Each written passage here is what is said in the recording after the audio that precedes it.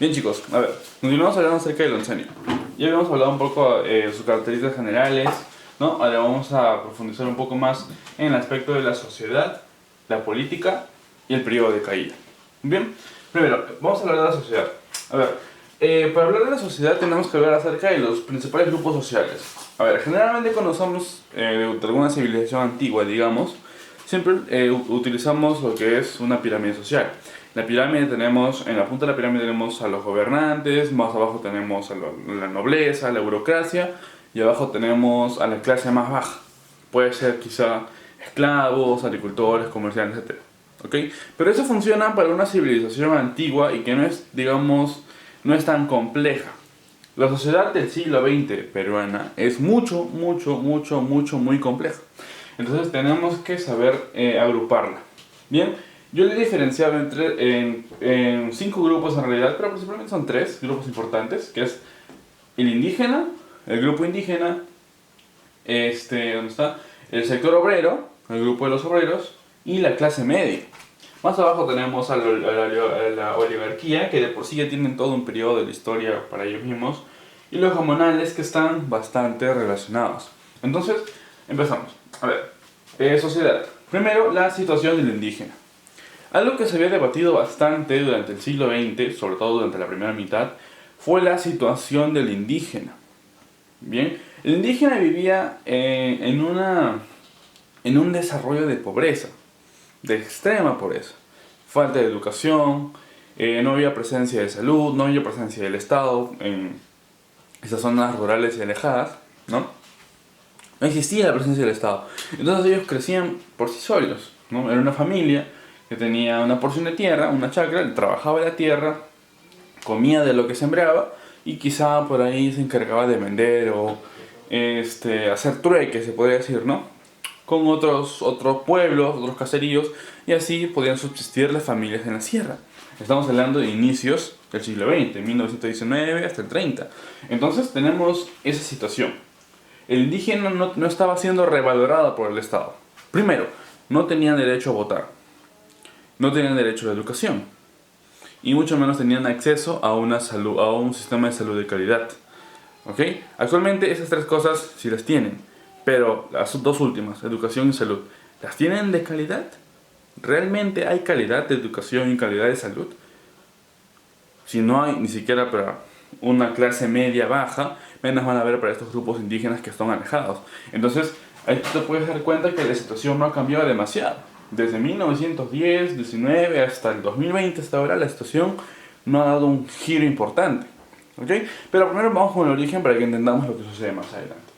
Como te mencionaba, el indígena había sido constantemente ignorado, ¿no? Olvidado, se podría decir.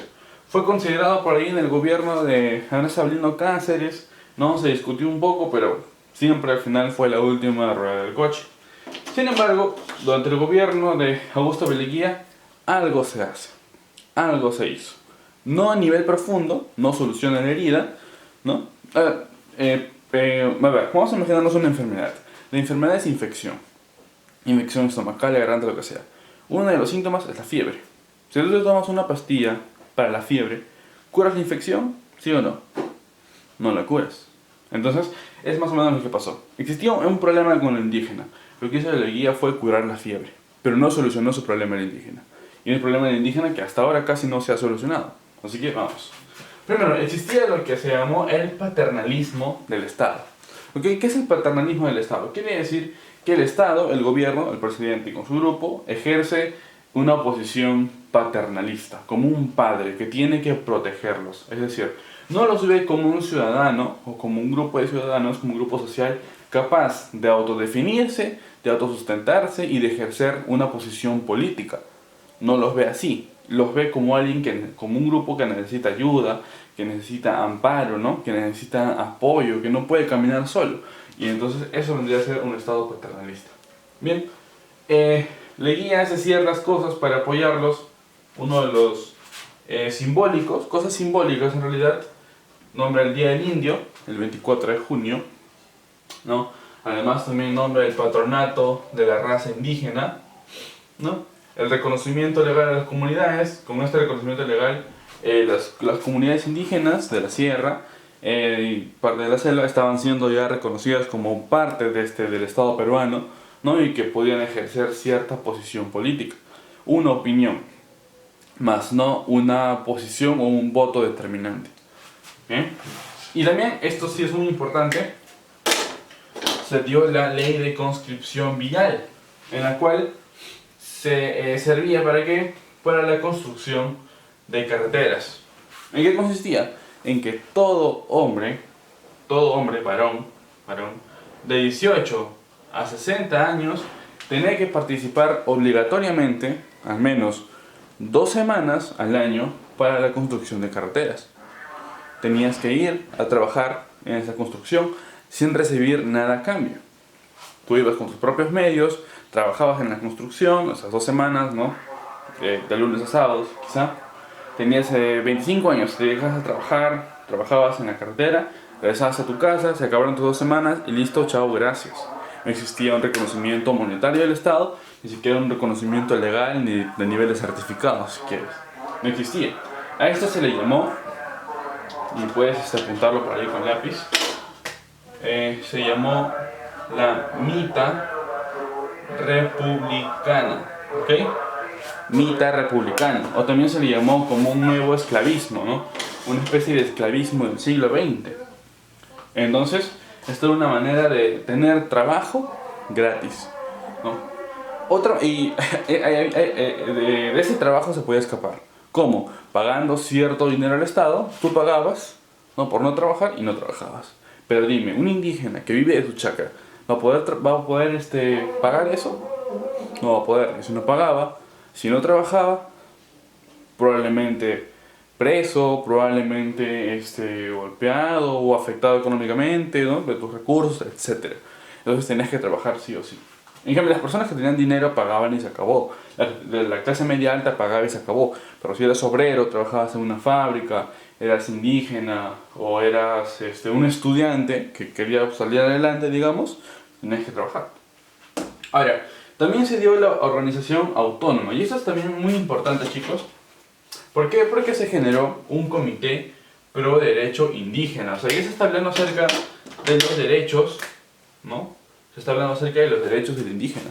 Que el indígena, como posición, como ciudadano peruano, tiene derechos. Derecho a la libertad de expresión, derecho a la participación política, derecho a la protección del Estado, a recibir educación de calidad, salud de calidad, etc. ¿Bien? Pero esto fue consecuencia de algo. Fue la consecuencia de la llamada Gran Rebelión del Sur, de 1920.